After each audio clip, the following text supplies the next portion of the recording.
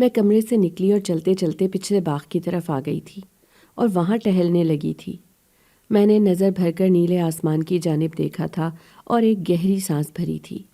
نہ جانے کتنے دنوں کے بعد میں آج یہ آسمان دیکھ رہی تھی، ورنہ تو کمرے کی دیواریں اور چھتیں دیکھ دیکھ کر میری تو آنکھیں ہی تھک گئی تھیں۔ میں 24 گھنٹے کمرے میں بند رہتی تھی۔ اماں جب بھی باہر جاتی ہمیشہ باہر سے کنڈا لگا جایا کرتی تھیں، جس کے بعد میں کمرے سے نہیں نکل پاتی تھی۔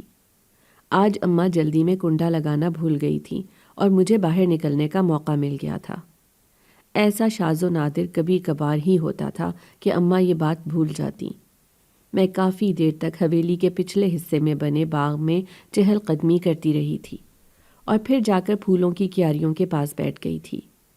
یہاں ارد گرد مختلف انواع و اقسام کے پھول لگائے گئے تھے، مگر پھولوں کی حالت دیکھ کر ایسا لگتا تھا کہ جیسے ان کو لگانے کے بعد کوئی بھول گیا تھا کہ یہاں بھی پودے لگائے گئے ہیں اور ان کی بھی دیکھ بھال کرنی ہے۔ سارے کے سارے پھول مرجھائے ہوئے تھے اور ختم ہونے کے قریب تھے۔ میں نے ہاتھوں کی مدد سے پودے صاف کرنا شروع کر دیے تھے۔ میں نہ جانے کتنی دیر تک وہاں ان پودوں کے ساتھ ہی لگی رہی تھی، اس بات سے انجان کہ جتنی لگن سے میں پودے صاف کر رہی تھی، کوئی اتنی ہی لگن سے مجھ پر نظریں جمائے کھڑا تھا۔ اماں ویسے تو ہر گھنٹے یا 30 منٹ بعد مجھے دیکھنے آیا کرتی تھیں، مگر آج وہ ابھی تک نہیں آئی تھیں۔ شاید آج ان کو کام زیادہ تھا۔ 2-2.5 گھنٹے گزر جانے کے بعد جب مجھے احساس ہوا کہ میں کافی دیر سے باہر ہوں، تو میں نے اٹھ کر کپڑے اور ہاتھ جھاڑے تھے، پھر کمرے میں جانے کا سوچا تھا۔ اس سے پہلے کہ میں پیچھے مڑتی، ایک دم سے مجھے اپنے بالوں پر کسی کی گرفت محسوس ہوئی تھی۔ میں ایک دم ڈر گئی تھی۔ میرے پیروں تلے سے زمین نکل گئی تھی کہ اگر حویلی کے کسی آدمی نے مجھے یہاں دیکھ لیا تو نہ جانے کیا ہوگا۔ اسی خوف کے احساس کے تحت میں ڈرتے ڈرتے پیچھے مڑی تھی۔ جو ہی میں پیچھے مڑی تو اپنے سامنے اماں کو دیکھ کر میری جان میں جان آئی تھی۔ میں نے بے اختیار اپنا رکا ہوا سانس بحال کیا تھا، مگر اماں کا سانس اتل پھتل تھا۔ اماں مجھے غضبناک نظروں سے گھورتی ہوئی اپنے ساتھ کمرے میں لے گئی تھی۔ مجھے کمرے میں لے جا کر چھوڑنے کے بعد وہ کمرے کو باہر سے بند کرتی کمرے سے نکل کر جا چکی تھی۔ تھوڑی ہی دیر گزری تھی جب مجھے کسی کے بولنے کی آوازیں سنائی دیں۔ میں اٹھ کر کھڑکی کے پاس آئی تو میں نے کھڑکی سے پردہ ہٹا کر سامنے دیکھا۔ سامنے کا منظر مجھے تعجب میں مبتلا کر گیا تھا۔ میں نے دیکھا کہ اماں ایک مرد کے پیروں میں بیٹھی ہوئی ہے اور نہ جانے اماں اس سے کیا کہہ رہی تھی۔ اتنا تو میں جانتی ہی تھی کہ وہ مرد حویلی کا ہی کوئی مرد تھا جس کے پیروں میں اماں اس وقت بیٹھی ہوئی تھی۔ مجھے اماں کو ایسے بیٹھا دیکھ کر بڑی حیرت ہوئی تھی۔ میں مانتی تھی کہ اماں اس حویلی میں ایک ملازمہ ہے، مگر میں نے تو آج تک اس سے پہلے کبھی بھی اماں کو کسی کے پیروں میں بیٹھا ہوا نہیں دیکھا تھا۔ اس آدمی نے اماں سے کچھ کہا اور کھڑکی کی طرف اشارہ کیا۔ شاید نہیں، یقیناً وہ مجھے دیکھ چکا تھا۔ میں فوراً سے پردہ برابر کر کے پیچھے ہٹ گئی تھی، لیکن تب تک اماں کی نظر مجھ پر پڑ چکی تھی۔ اماں کی آنکھوں میں جو بے بسی تھی، مجھے دیکھتے ہی وہ ایک دم سے غصے میں تبدیل ہوئی تھی۔ وہ اس آدمی کو کچھ کہتے ایک دم سے کمرے کا دروازہ کھول کر اندر داخل ہوئی تھیں اور پھر آتے ہی مجھ پر چیخنا شروع ہو گئی تھیں۔ اماں نے مجھے کہا کہ تمہیں کس نے کہا تھا باہر جانے کے لیے، جب میں نے تمہیں 1000 مرتبہ منع کیا ہے کہ اس کمرے سے باہر مت جایا کرو۔ تمہاری ساری دنیا اسی کمرے تک محدود ہے، پھر یہاں سے باہر نکلنے کی کوشش کیوں کرتی ہو؟ اپنی خواہشات اور باقی جو کچھ بھی ہے وہ سب کچھ اپنے کمرے تک ہی محدود رکھو۔ اس سے باہر نکلنے کی کوششیں مت کرنا۔ تمہاری یہ حرکات تمہارے لیے بہت بڑی مصیبت کھڑی کر دیں گی۔ تمہیں سمجھ کیوں نہیں آ رہی؟ اگر میں تمہیں وہاں جانے سے منع کرتی ہوں تو اس کے پیچھے کوئی وجہ تو ہوگی نا، پھر تم کیوں میری بات نہیں سنتی؟ اتنے سال ہو گئے ہیں ہمیں یہاں، اب تک تو تمہیں عادت ہو ہی جانی چاہیے کہ میں تمہیں اس کمرے میں بند کر کے جاتی ہوں تو اس کے پیچھے کوئی نہ کوئی وجہ تو ہوگی ہی۔ پھر کیوں تمہیں ابھی تک اس چیز کی عادت نہیں ہوئی؟ لازمی ہے مجھے تنگ کرنا؟ دوبارہ کچھ بھی ہو جائے تم اس کمرے سے باہر نہیں نکلو گی، نہیں تو تم میرا مرا ہوا منہ دیکھو گی۔ اتنا کہتے ہی اماں اٹھ کر کمرے سے ملحقہ واش روم میں چلی گئی تھی، جبکہ میں ایک مرتبہ پھر سوچ میں پڑ گئی تھی۔ مجھے بے حد تجسس ہوا تھا کہ آخر ایسی بھی کیا بات ہے جو اماں مجھے اس کمرے سے باہر نہیں نکلنے دیتی۔ ایسی کیا وجہ تھی جو اس نے مجھے بچپن سے لے کر آج تک اس کمرے میں بند کر کے رکھا ہوا ہے؟ میں نے پرسوچ نظروں سے واش روم کے بند دروازے کو دیکھا تھا۔ اماں کا یہ بے جا غصہ میری سمجھ سے باہر تھا۔ جانے ایسی کون سی بات تھی جو اماں مجھ سے چھپا رہی تھیں۔ میرا نام ہانیہ ہے، میرا تعلق ایک غریب خاندان سے تھا۔ میں نے جب سے آنکھ کھولی تھی اپنی اماں کو ہمیشہ سے دوسروں کا محتاج ہی پایا تھا۔ اماں لوگوں کے گھروں میں کام کیا کرتی تھیں۔ جس گھر میں ہم رہتے تھے وہ میری ماں کا میکا اور ماموں کا گھر تھا، لیکن میری ممانی کوئی اچھی عورت نہ تھی۔ ہر روز گھر میں لڑائی جھگڑا ہوتا تھا۔ ممانی کا جب دل کرتا تھا میری اماں کو بے نقد سنا دیا کرتی تھی، اور میری اماں آگے سے سر جھکائے بیٹھی رہتی تھیں۔ وہ پلٹ کر ممانی کو کبھی کوئی جواب نہیں دیتی تھی۔ میرے باپ کا کوئی اتا پتہ نہ تھا۔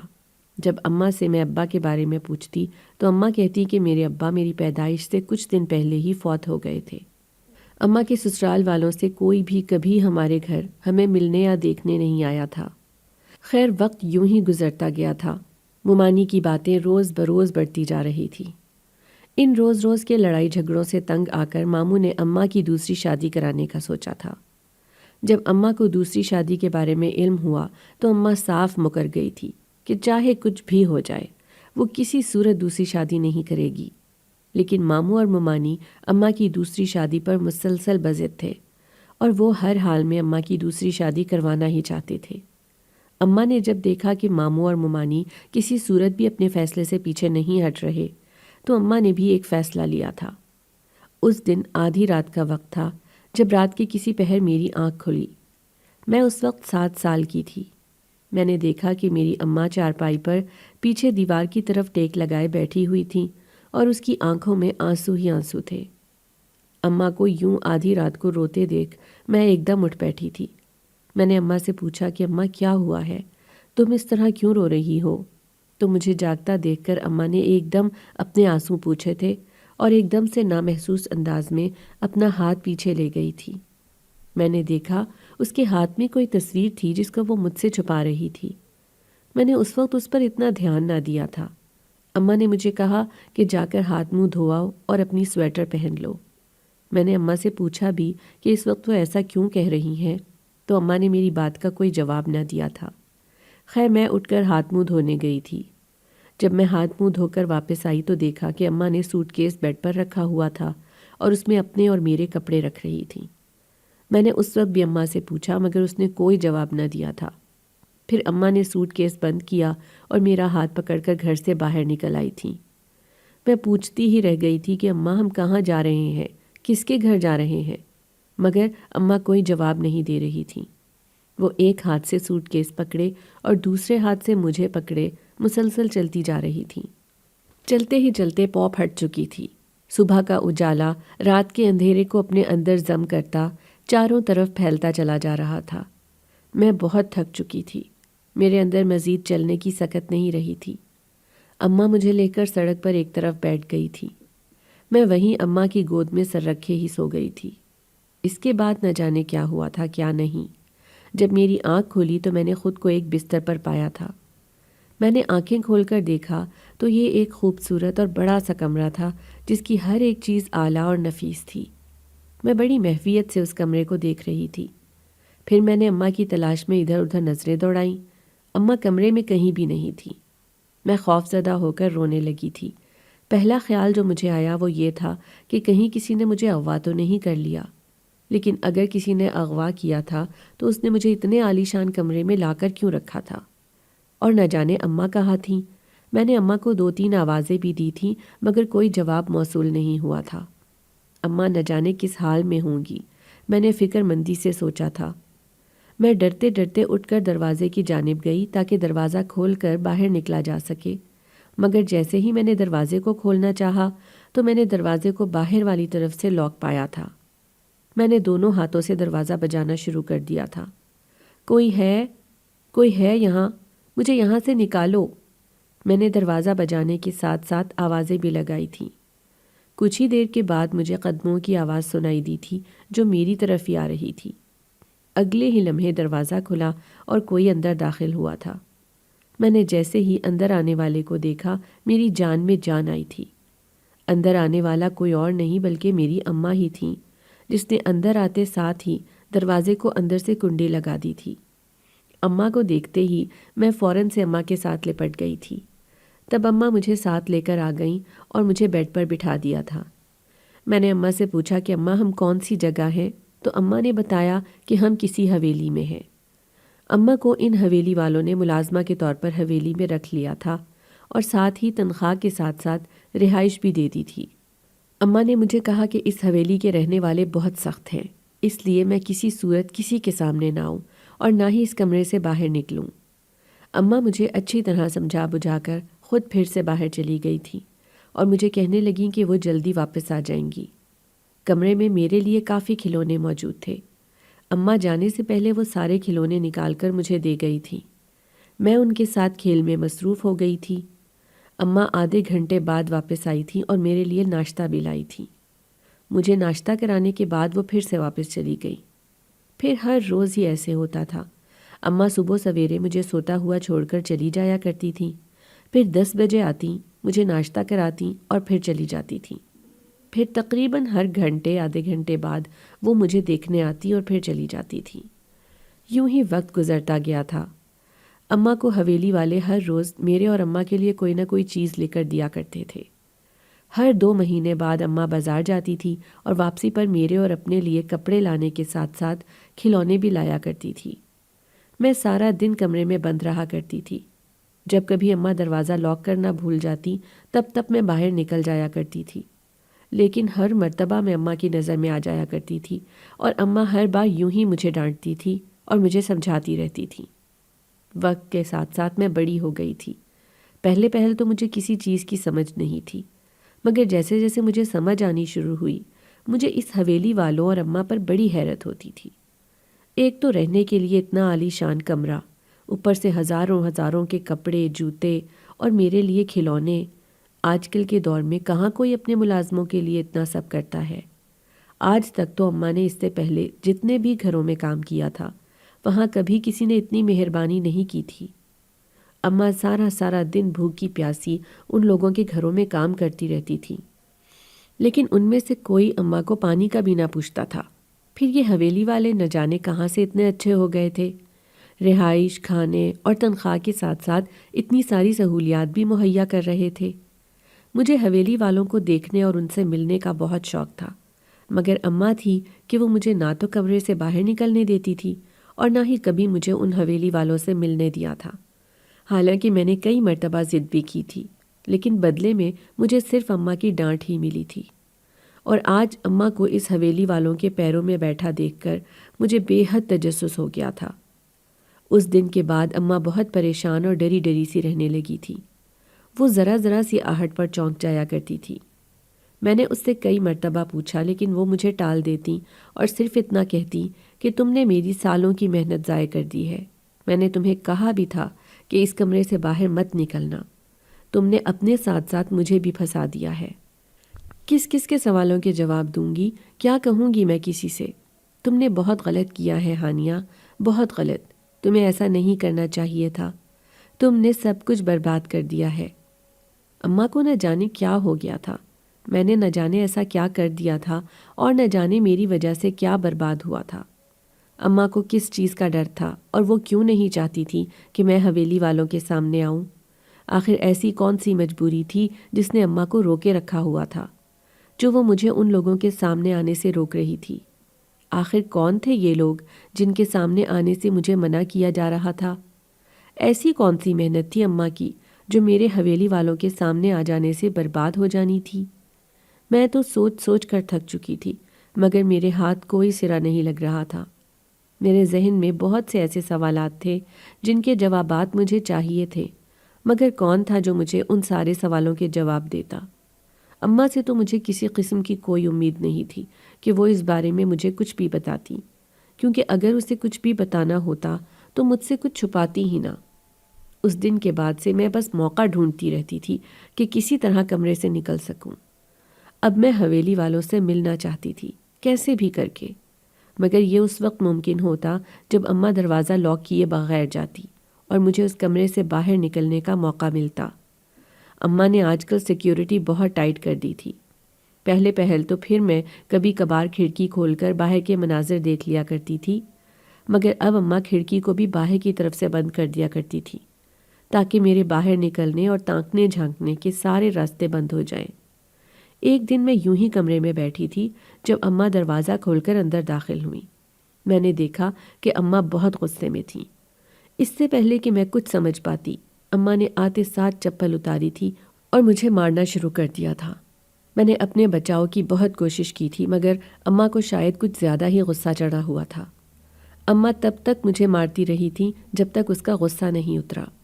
جب اس کا غصہ اترا تو وہ چپل ایک طرف پھینکتے ہوئے شکستہ سے انداز میں بیڈ پر بیٹھ گئی تھی اور رونے لگی تھی۔ اس کی بے بسی اس کے چہرے سے واضح ہو رہی تھی۔ وہ کسی ہارے ہوئے جواری کی طرح تھی جس کا سب کچھ لٹ جاتا ہے تو وہ بیٹھ کر رونے لگتا تھا۔ یہی حال اس وقت اماں کا بھی تھا، لیکن مجھے سمجھ اس بات کی نہیں آ رہی تھی کہ آخر اماں کے پاس ایسا تھا کیا کہ جو کھو گیا ہو۔ ہمارا تو آگے پیچھے کوئی تھا ہی نہیں۔ اس دن ماموں کا گھر چھوڑ کر آنے کے بعد اماں نے دوبارہ کبھی بھی ماموں یا اس کے گھر کا نام بھی نہیں لیا تھا۔ وہ یہاں ملازمت کرتے ہوئے خوش تھی، لیکن نہ جانے اب ایسا کیا ہو گیا تھا کہ جس نے اماں کو رونے پر مجبور کر دیا تھا۔ یہاں آنے کے بعد یہ آج پہلی مرتبہ تھا کہ میں نے اماں کو روتے ہوئے دیکھا تھا، ورنہ آج سے پہلے تک تو اماں اس گھر میں آنے کے بعد کبھی بھی نہ روئی تھی۔ میں نے اپنے سارے سوالوں کے جواب تلاش کرنے تھے، لیکن نہ تو مجھے کوئی موقع مل رہا تھا اور نہ ہی کوئی سرا۔ اس دن کے بعد سے اماں کئی دن تک مجھ سے ناراض رہی تھی۔ میں نے لاکھ اماں سے اپنا قصور پوچھنے کی کوشش کی تھی، مگر اماں نے مکمل چپ سادھی ہوئی تھی، اور یوں ہی ایک دن خود ہی صلح بھی ہو گئی تھی۔ ناراض رہ کر آخر کرتی بھی کیا؟ ہمارا کون سا ایک دوسرے کے علاوہ کوئی تھا؟ ہم دونوں ماں بیٹی ہی تو ایک دوسرے کا ہر ایک رشتہ تھیں۔ خیر وقت کچھ مزید آگے بڑھا تھا۔ میں 18 سال کی ہو چکی تھی، لیکن کمرے سے باہر نکلنے کی اجازت مجھے اب بھی نہیں تھی۔ حالانکہ میں اماں کو کئی مرتبہ کہہ چکی تھی کہ میں اس کے ساتھ حویلی کے کام کرا دیا کروں گی، اس طرح اس کی مدد بھی ہو جائے گی، مگر اماں کی زبان پر صرف نہ ہی نہ ہوتی تھی۔ ایک دن میں حسب معمول کہہ لیں یا باعث مجبوری یوں ہی کمرے میں بند تھی جب مجھے کمرے کے دروازے پر کسی کی دستک سنائی دی تھی۔ دستک سن کر مجھے بہت حیرانگی ہوئی تھی، کیونکہ اماں نے تو کبھی آج تک دروازے پر دستک نہیں دی تھی۔ وہ تو ہمیشہ خود ہی لاک کھول کر آ جایا کرتی تھیں۔ پھر یہ کون تھا جو دستک دے رہا تھا؟ شاید حویلی والوں میں سے کوئی ہو۔ اس سوچ کے آتے ہی میری آنکھیں خوشی سے چمک اٹھی تھیں، لیکن یہ چمک صرف لمحے بھر کی ہی تھی۔ اگلے ہی لمحے میری آنکھوں کی چمک ماند پڑ چکی تھی۔ دروازہ تو باہر سے بند تھا، تو پھر میں اندر سے کیسے کھول سکتی تھی؟ میں اٹھ کر دروازے کے قریب ضرور آ گئی تھی، تبھی مجھے اماں کی آواز سنائی دی تھی، سائیں آپ یہاں کیا کر رہے ہیں؟ کوئی کام ہے تو ہم سے کہہ دیا ہوتا، آپ نے یہاں آنے کی زحمت کیوں کی؟ اس پر مجھے ایک مردانہ آواز سنائی دی تھی، شہربانو، ہمیں مت بتاؤ کہ ہمیں کہاں آنا ہے اور کہاں نہیں۔ ہم اس حویلی کے سردار ہیں، ہمارا جہاں دل چاہے گا جب دل چاہے گا ہم وہاں جائیں گے، اور ہمیں کوئی بھی روکنے یا پوچھنے کا کوئی بھی حق نہیں رکھتا۔ تم پہلے ہی بہت حماقتیں کر چکی ہو جن پر میں نے تمہیں معاف کر دیا، ورنہ تم اچھی طرح سے جانتی ہو کہ ہم کیا کر سکتے ہیں، اس لیے بہتر ہے کہ تم سنبھل جاؤ۔ اگر ہم سے مزید کوئی چالاکی کی تو تم جانتی ہو کہ یہ تمہارے لیے اچھا نہیں ہوگا۔ فی الحال ہم ہانیہ سے ملنا چاہتے ہیں، یہ تالا کھولو تاکہ ہم اس سے مل سکیں۔ تم تب تک جا کر ہمارے لیے چائے بنا کر لاؤ۔ اس کی بات سننے کے بعد دروازہ کھلنے کی آواز سنائی دی تھی۔ اس سے پہلے کہ وہ سائیں اندر داخل ہوتے اور میں ان کا دیدار کر پاتی، اسی وقت ان کی جیب میں پڑا ان کا موبائل فون بج اٹھا تھا۔ وہ اندر آنے کی بجائے کال اٹھا کر ایک طرف ہو گیا تھا۔ اس کو یوں کال اٹھاتا دیکھ کر ایک طرف ہوتے اماں نے شکر کا سانس لیا تھا اور جلدی سے کمرے میں داخل ہو کر مجھے پکڑ کر واش روم لے گئی اور مجھے بالکل خاموش رہنے کی تنبیہ کرتے ہوئے کمرے میں آئی تھی۔ حویلی کا وہ آدمی کال سننے کے بعد کمرے میں ہی آیا تھا، مگر اماں نے اس سے بہانہ بنا دیا کہ ہانیہ نہا رہی ہے۔ اس آدمی نے اماں سے کہا کہ ہانیہ جیسے ہی باہر نکلے تو اسے لے کر میرے پاس آنا۔ اماں جی سائیں کہہ کر چپ ہو گئی تھی۔ مجھے قدموں کی آواز کمرے سے باہر جاتی سنائی دی تھی۔ اس کے ساتھ ہی کمرے کا دروازہ بھی بند ہوا تھا اور میں واش روم سے نکل آئی تھی۔ میں نے اماں سے پوچھا کہ اماں یہ سب کیا ہے؟ تو اماں کہنے لگیں کہ اب وقت آ گیا ہے کہ تمہیں سب کچھ بتا دوں۔ تم حویلی والوں کی نظر میں آ چکی ہو، صرف اور صرف اپنی لاپرواہیوں کی وجہ سے۔ اب یہاں تمہاری عزت کو خطرہ ہے۔ اماں کی بات سن کر میں دھک رہ گئی تھی اور ساتھ ہی ساتھ بے حد خوفزدہ بھی ہو گئی تھی۔ تبھی اماں نے دراز سے نوٹوں کی ایک گڈی نکال کر میرے ہاتھ میں رکھی اور مجھے کہا کہ تم یہاں سے بھاگ جاؤ۔ یہاں پچھلی طرف سے جب تم باہر نکلو گی تو سامنے ہی سڑک ہے، اس سڑک پر سیدھا چلتی جانا، تھوڑی ہی دور ایک بس سٹینڈ ہے، وہاں پر کسی بھی بس میں بیٹھ کر یہاں سے بھاگ جاؤ۔ اس سے پہلے کہ میں اماں سے کوئی تفصیل پوچھتی، اماں نے ایک بڑی سی چادر مجھے اڑھائی اور پھر مجھے ساتھ لے کر کمرے سے باہر نکلی تھی۔ ادھر ادھر دیکھتے ہوئے وہ پچھلے دروازے کی جانب بڑھی تھی۔ میں تقریباً اماں کے ساتھ گھسٹتی چلی جا رہی تھی۔ اماں مجھے اس حویلی سے بھاگ جانے کا راستہ دکھا رہی تھی اور میں بار بار پیچھے مڑ کر اس حویلی کی شان و شوکت دیکھ رہی تھی۔ مجھے یقین ہی نہیں آ رہا تھا کہ جس حویلی میں رہتے مجھے 11 سال ہو گئے تھے وہ اس قدر شاندار ہوگی۔ میں پوری حویلی دیکھنا چاہتی تھی، مگر اماں مجھے لیے پچھلا دروازہ عبور کر گئی تھیں، جس کے بعد میں حویلی دیکھنے کی حسرت دل میں دبا کر ہی وہاں سے چلی گئی تھی۔ اماں نے میرا ماتھا چوم کر مجھے رخصت کیا تھا اور میں اماں کے بتائے ہوئے راستے پر چلنے لگی تھی۔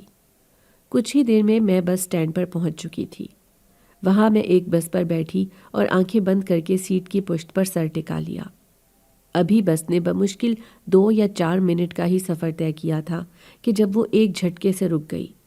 تبھی دروازہ کھول کر 2 مرد اندر داخل ہوئے اور مجھے زبردستی اپنے ساتھ لے جانے لگے۔ ان میں سے ایک وہی تھا جو کچھ عرصہ پہلے مجھے دیکھ چکا تھا۔ یہ حویلی والے لوگ ہی تھے۔ میں ہاتھ پیر مارتے ہوئے ان سے اپنی جان چھڑانا چاہتی تھی جب انہوں نے کہا کہ میں اس حویلی کی امانت ہوں۔ میں حیران رہ گئی۔ تبھی انہوں نے کہا کہ اگر راز جاننا چاہتی ہو تو آج کی رات چھپ کر اپنی ماں کو دیکھنا۔ میرے دل میں جانے کیا سمائی کہ میں ان کے ساتھ چل دی تھی۔ چوں ہی رات ہوئی میں اماں کے کمرے میں جا کر چھپ گئی تاکہ دیکھ سکوں کہ آخر یہ ماجرا کیا ہے۔ مجھے زیادہ دیر انتظار نہیں کرنا پڑا تھا۔ تھوڑی ہی دیر کے بعد اماں ایک آدمی کو لے کر کمرے میں آئی تھیں۔ کمرے میں اماں کے ساتھ آنے والا شخص اس حویلی کا سردار تھا۔ وہ آدمی اماں سے کہنے لگا کہ تم نے اچھا نہیں کیا، میں نے تم پر کتنا بھروسہ کیا تھا اور تم کیا نکلی۔ اس کے بعد آگے کی کہانی سن کر میرے پیروں تلے سے زمین ہی نکل گئی۔ مجھے اپنے کانوں پر یقین ہی نہیں آ رہا تھا کہ جو میں سن رہی تھی وہ سچ تھا۔ اماں اور اس حویلی والوں کے تعلقات بہت پرانے اور گہرے تھے۔ اماں اپنی جوانی کے دنوں میں بھی اس حویلی میں کام کرتی تھی۔ تب اماں صبح کو آتی اور شام کو واپس چلی جایا کرتی تھی۔ اس حویلی کا سردار معظم چودھری تھا، جو اس حویلی میں اپنی بیوی اور 2 بھائیوں اور ان کی فیملیوں کے ساتھ رہتا تھا۔ معظم چودھری بھائیوں میں سب سے بڑا تھا، سو سرداری بھی اسی کے سر تھی۔ اس کے پاس اللہ کا دیا سب کچھ تھا۔ ایک اولاد کی کمی تھی جو شادی کے 9 سال گزر جانے کے بعد بھی پوری نہ ہوئی تھی۔ اس کو ڈاکٹروں نے صاف صاف بتا دیا تھا کہ اس کی بیوی بانجھ ہے۔ وہ اولاد کے لیے ترس رہا تھا، تبھی کسی نے اسے دوسری شادی کا مشورہ دیا تھا، مگر وہ دوسری شادی کر کے اپنی بیوی کو دکھ بھی نہیں دے سکتا تھا۔ تبھی انہوں نے سوچا کہ کیوں نہ کوئی ایسی لڑکی تلاش کی جائے جو پیسوں کے بدلے بچہ پیدا کر کے دے دے۔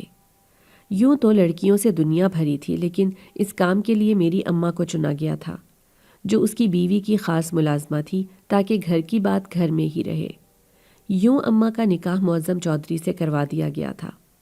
ویسے تو یہ ایک کانٹریکٹ میرج تھی جو بچہ ہوتے ہی ختم ہو جانی تھی۔ اس کے بعد اماں کو طلاق ہو جاتی اور اماں بچہ پیدا کر کے دینے کے بعد رقم لے کر ان کی زندگیوں سے چلی جاتی۔ سب کچھ بہت اچھا چل رہا تھا۔ اماں کے آخری دن چل رہے تھے جب نہ جانے اماں کو کیا سوجی کہ اماں نے پیسے پر 2 حرف بھیجتے ہوئے اپنی اولاد کو چنا اور اولاد کو لے کر وہاں سے بھاگ گئی۔ حویلی والوں کو اس نے یہ کہا کہ بچہ مردہ پیدا ہوا تھا۔ یوں اس کا قصہ ختم ہو گیا تھا۔ اماں جب حویلی سے بھاگ گئیں تو طلاق بھی نہ ہو سکی تھی، اسی لیے ماموں اور ممانی کے دوسری شادی پر زور دینے کے باوجود بھی اماں دوسری شادی نہیں کر سکی تھی اور وہاں سے گھر چھوڑ کر حویلی آ گئی تھی۔ یہاں حویلی میں اس نے یہی بتایا تھا کہ اس کے ساتھ جو بچی ہے وہ اس کی مرحومہ بہن کی اولاد ہے، جبکہ اس کے ساتھ موجود جو بچی تھی وہ میں تھی، چودھری معظم کی اکلوتی اولاد۔ میری شکل ہو بہو چودھری معظم سے ملتی جلتی تھی۔